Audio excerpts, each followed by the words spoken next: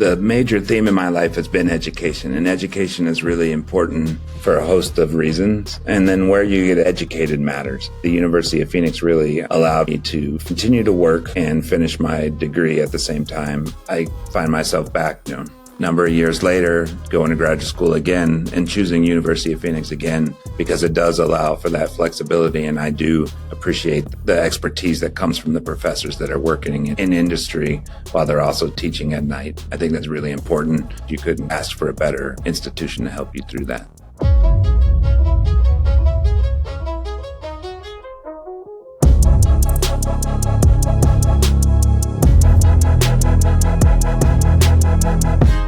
Hello and welcome to the Degrees of Success podcast.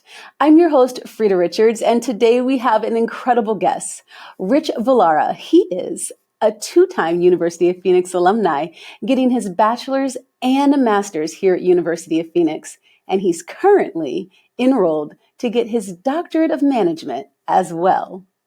He has a great passion for IT, leadership, and education. His journey has been nothing but incredible, and we are excited to have him here to learn more about it. Rich, tell me, diving directly into your story, I want to know all about the foundation of where you came from and how you grew up. I was born in the Philippines. So I was born in Subic Bay, next to Subic Bay Naval Base. I lived there for a number of years. And then I think when I was 3, we came back to the States on the East Coast. I was in Maryland and then in Virginia for a number of years, and then ended up moving to Iceland, to Keflavik, Iceland, in middle school, and then to Naples, Italy, towards the middle of middle school and start of high school. There, high school was 7th to 12th grade. And then we moved to Yokosuka, Japan, and I did a couple years of high school there, and then back to California, where I ultimately graduated from high school and joined the Marine Corps. But in the process of that, I also spent a few years with my grandparents on both sides of my family, and I had the pleasure of getting that information from that generation and upbringing from that generation that has been kind of a rock in my life of things to do and things not to do. Well, we have so much in common. So one, I am currently getting my doctorate here at University of Phoenix as well. And I believe we are in the same program because I'm getting my doctorate of management as well. And then I'm an Army brat. My husband is a Marine and my grandfather was a Marine as well. And so was my father. And so my mom was an E9. I always forget her title in the Army. Okay. So I traveled a lot. So I was Germany, Japan, and then all over the U.S. Right. And we have the great opportunity to meet so many different people that I feel like it ends up being, to your earlier point, a blessing and a curse, right? Because there was no Facebook back in the day. I tell people that all the time. Like, I don't get super connected to people because you would meet people as children and enjoy that relationship and then know that you would never see them again as you got on the plane. Once you get out of that environment, you have to really adjust your mindset to long-term relationships, because you really were, you'd move somewhere and you knew you were going to be there for an exact period of time normally. Mm-hmm. And you got really deep relationships for a very short period of time. And then trying to call them or keep in touch by letter was always difficult. You'd try to start when you moved to the same new place, and soon the letters got longer and longer, and then you're moving again. So you're doing that with a new set of people. And I was able to keep some relationships from my early childhood, but into my adulthood, it was very difficult to keep those younger, friendships going. Unlike, folks I know that were born and raised in a hometown, and they know, like, they go back there on Thanksgiving. People say, "Where are you from?" And I tell them the state of confusion. That's my answer to that question. I may have to steal that one from you. That's really good. Yeah. Someone asked me once, like, "Where's your accent from?" And I was like, I couldn't tell you. Wherever you want it to be from, you can pick. So exactly. Like, let me just give you this list of places I've been. Any of those. Well, thank you for your service. I I commend you and your family. It is a huge sacrifice. So thank you for that. And the Marines of all, first to serve.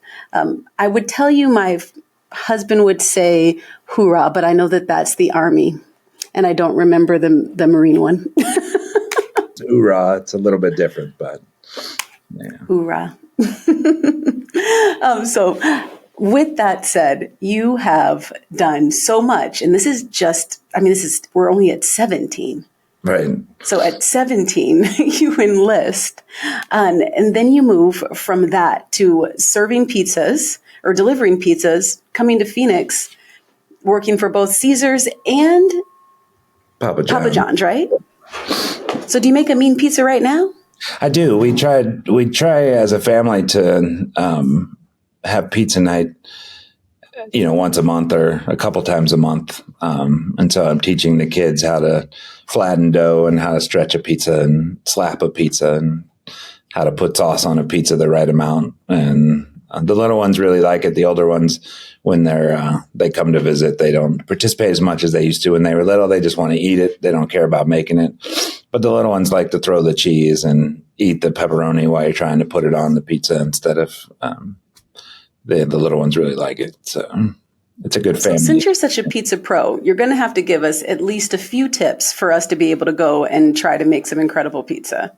I really like Neapolitan pizza. I like just plain cheese with light sauce and a lot. If you can find a place for me with, good mozzarella and good light sauce and a fire crust, that's the best pizza you can make. So a fire crust, but I know that you're currently in Chicago. Yeah, and pizza's a big thing here.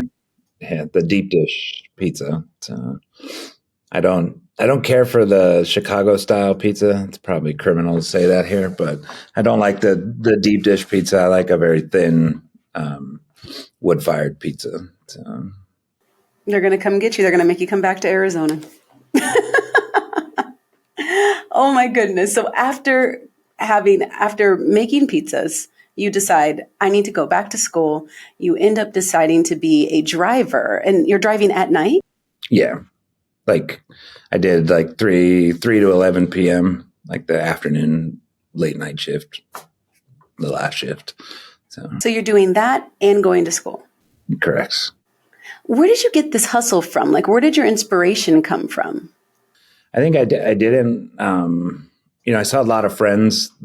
Having ended up in California and being on the beach, people would get stuck in the beach life where they were just kind of bumming around and surfing during the day and working in a restaurant in the evening. And I saw my friends get older.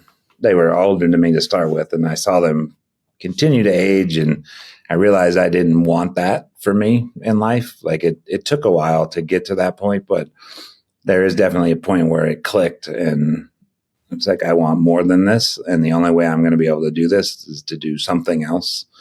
So, that's something else at the time when I went to college. IT was the big, you're having the 2000 turnover stuff going on, and you had the early 2000s bubble that was happening. And it seemed like that would be, I really just looked for the highest bang for your buck in a career and thought, I could do this and make a decent living and have a family. And, so that really kind of kept me focused at the time to just get it done and do it and, go to school in something that would be meaningful for me in a career going forward, not just, I picked IT at the time and I really enjoyed that work.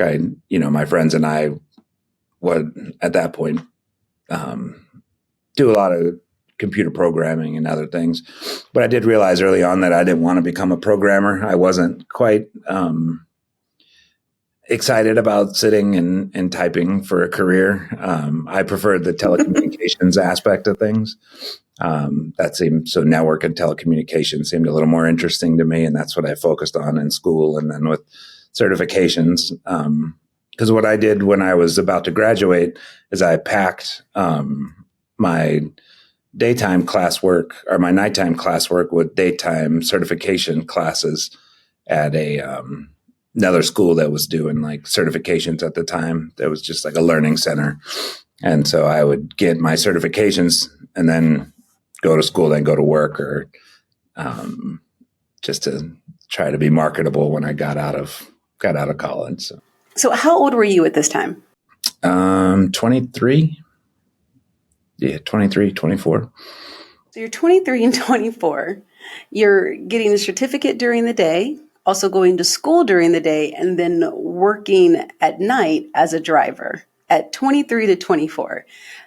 That's not the typical behavior of a 23 to 24-year-old. There has to be, like, I know that you said you spent a lot of time with your grandparents as well.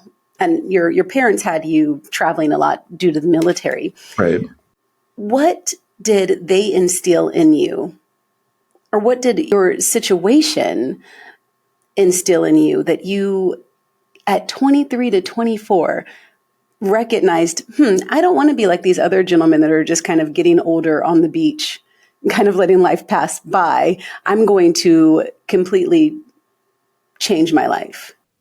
Yeah, I think, both sets of my grandparents worked really hard. And one of my grandfathers drove a truck on the West Coast. My other grandfather had worked in the mines, was in the military, had worked for a dry cleaner, he had hustled, and he opened his own small business in a small town in Colorado where he had a meat market. And my grandmother had a bookstore that she owned.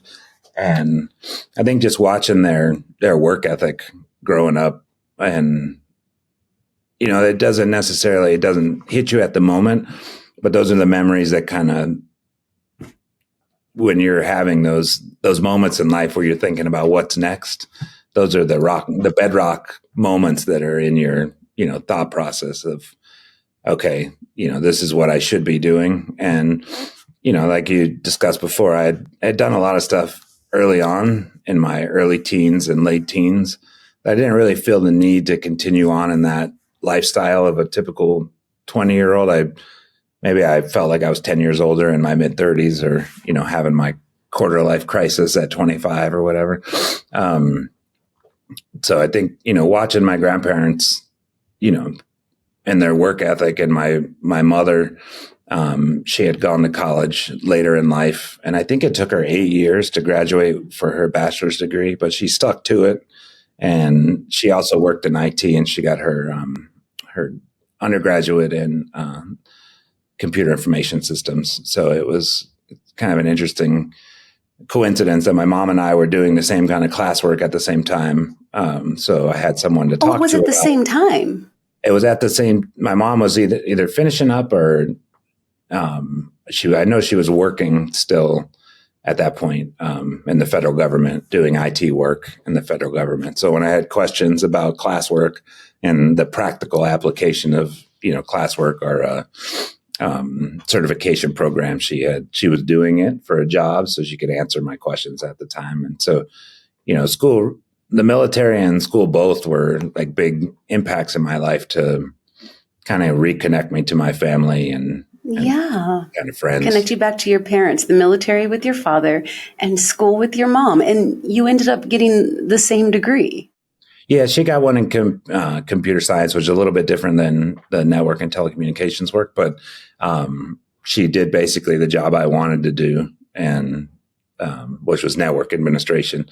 So when I was offered a job in Northern Arizona by University of Phoenix at the time, that's what I was doing, the regional IT work for them, which was exciting. And then we quickly realized at our campus doing expansion work that there was no one there to do it. And that kind of became the second part of my life. Was I was just in the right place at the right time. So I got additional experiences that you wouldn't normally get at a young age. So I had a lot of responsibility in my early to middle 20s, and my late 20s, actually. And it really helped me understand what I wanted to do and be when I grew up, I guess you could say. Yeah. So you came here, you got a lot of hands-on experience here at the University of Phoenix, working here at the University of Phoenix. You ended up using that hands-on experience and the opportunity to get another degree. I did. That was really nice.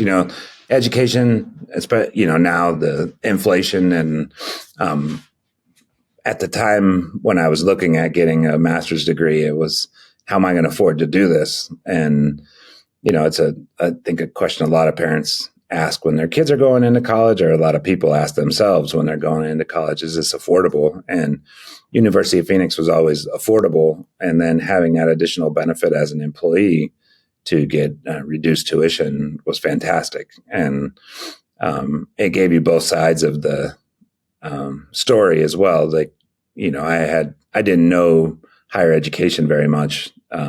I knew kind of the K-12 from being a student and teaching for a couple years. But I didn't know the back end of working in a university and all the things that go into the production of class. People just think it's right. an easy thing. You just step in and act your couple hours and go home. And, the professors they put a lot of time and effort into their work, and, having office hours, helping students that are struggling. As a student, you took it for granted. And as an employee, you watched those really great people spend that time with students to help them through their process. And, once you get into advanced statistics and other things that people normally have problems with, it's not your everyday, work. It was great to see, the staff at University of Phoenix spend that time. I guess my coworkers spend that time with students to help them. And whenever I had a problem, I had a ready set group of teachers that I worked with, so they couldn't really say no to me because I could make sure their computers didn't work in the morning if I had to, and they would have to run into me sooner or later. Sabotage. Yeah. So no, it was really good to get both sides of that story, and then being able to expand that mission when I worked for them at the same time was even better. You don't see a lot of expansion in K-12. You see in higher ed right now, you see a lot of contraction going on, and a lot of brick and mortar universities that are closing up shop due to, the slide in birth rates and, various other issues that people are having these days. But, yeah. But University of Phoenix was not the last school you would help expand. No, that was. It is not. And I want to jump into that part of your journey because your career is exceptional. Tell me, after the MBA, what was next? I was still working in Northern Virginia, and I was getting kind of an itch to go back into teaching full time because I had noticed what good that our professors were doing, and I knew that I couldn't be a teacher. I wasn't really called to be a every day in front of the classroom teacher type, but I still wanted to work in that environment. And in 2005, Hurricane Katrina hit in New Orleans pretty hard. And I took a job right after that in New Orleans to help rebuild the schools after they had closed down from that. And at that time, you saw a lot of young professionals. I was 28, I think, when I moved there, 28 or 29. You saw a lot of young professionals moving to New Orleans to kind of help in that rebuild effort. And in the early days, school started reopening essentially in December and January of 2005, 2006. You had this great diversity of talent that came from all over the country down to New Orleans. And I got to work for a great company at the time as their head of IT and operations for a charter school network. And we opened a few different schools. We started expanding there. And that was really quite a blessing for me personally. And, I have my sons, my two older sons are both born in New Orleans. And it was really great to have that time to be able to help a community rebuild from a pretty bad travesty, and it was even better that, and that's a bad way to discuss Katrina, but it really did it really did bring in a lot of talent that otherwise wouldn't have come to New Orleans at that time. And I got to work alongside of really smart people that kind of drove me to like, wow, I didn't know you could do that, or I didn't know this. And, I got to see a lot of different viewpoints from people I respected and trusted. Your perspective is so intriguing. You're saying it was a blessing for me to be able to go after Katrina to help build this new charter school and to meet so many other talented people that also came after this horrible event happened that devastated Louisiana, and Right. so many lives were lost, houses, generational pain and loss happen in that hurricane. It's humbling to me to hear you say that it blessed you, because clearly the people who were brave enough, who had the heart to serve, to leave wherever they were comfortably, to go to a place that the grocery stores were flooded. It was literally, the grounds were literally destroyed, and from what I understand, it took a while for them to recover some remains. It took a long time, and schools were kind of shelters of last resorts. So as we began to open up schools, you often opened up tragedies that happened in those schools, that maybe people were missing family members that had ended up in a school at the end of their lives. It was interesting. We opened, I think we were up to 8 schools, and throughout the city. I took it for granted that you hear it and you see it on TV, but I didn't realize that hospitals weren't really back. And my wife at the time was 8.5 months pregnant, so we kind of needed a hospital soon to have my first son out there. So, and you would drive like underpasses and see cars still stacked up, because it really took a while to get the city back into kind of operations, back into where it could function again, and then definitely back to where it could start receiving its citizens again. It took a little bit of time to get through that. So, but it was.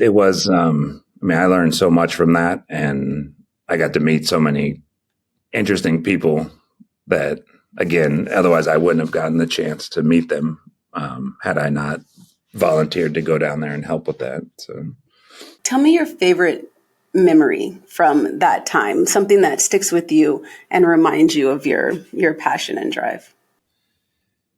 I think the memory that sticks with me the most came on the next hurricane that was down there, Gustav, that was coming. I had to make those decisions. So I wasn't from New Orleans. I'd never actually visited New Orleans. I'd never been there. We just up and moved.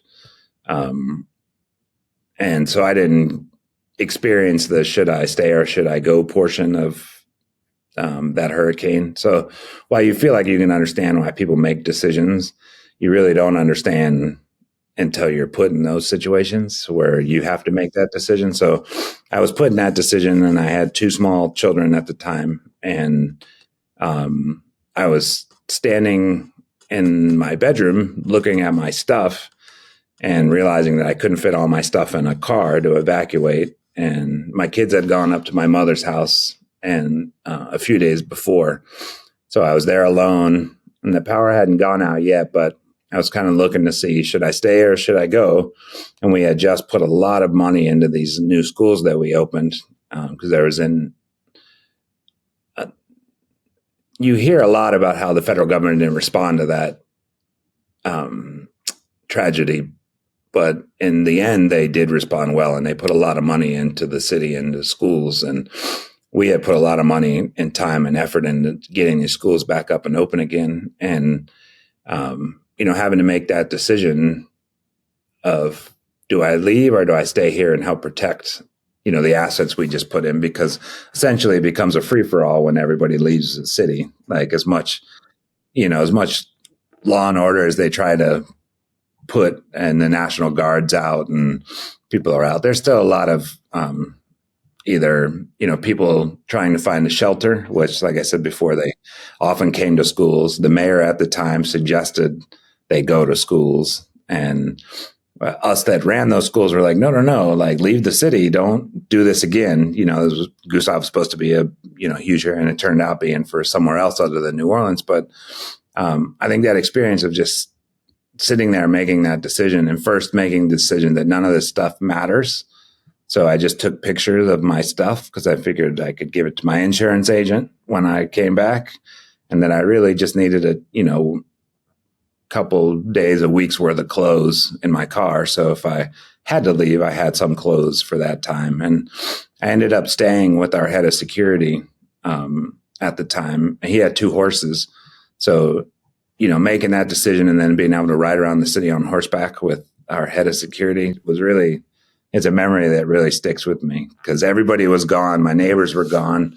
My neighbor across the street worked for New Orleans Police Department, and a bunch of other of his coworkers were staying with him. So I had, my house and his house on the block were essentially were the only people that were there. And I felt pretty safe personally because I had, a lot of the precinct's staff members living across the street at the time. So I didn't have to worry about my house or my property, which was great. I could go and worry about other people's properties. And doing that on horseback was quite interesting. And that, it took until right before the storm hit where I went in and I grabbed all of our important data, and I took those machines in my trunk and drove out of state just far enough for the night when the hurricane was supposed to hit.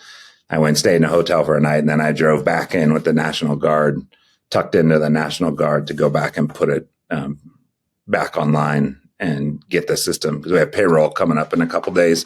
So we had to have our systems online to get our employees paid that were scattered everywhere at the, they had left.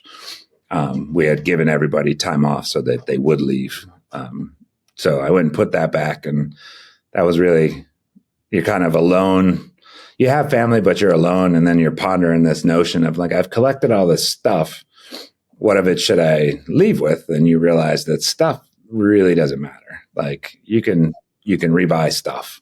And that was, and I was 31 at 30 at that point, at 30 years old, to realize that the stuff game wasn't really that important was a great lesson to learn that young.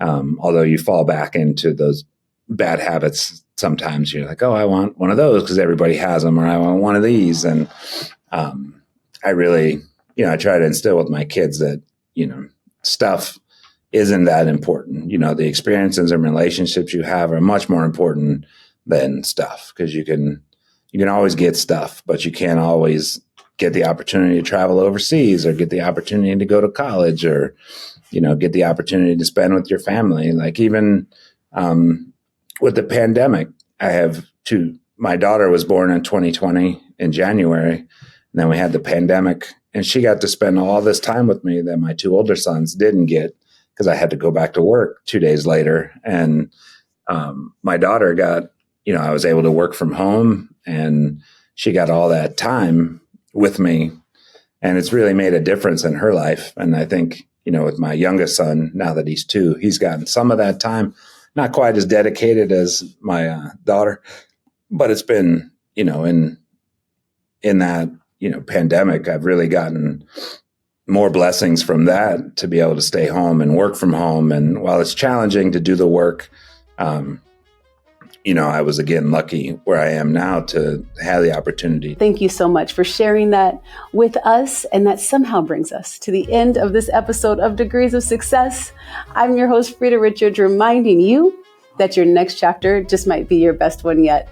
Don't forget to like, subscribe, and comment, and we'll see you soon.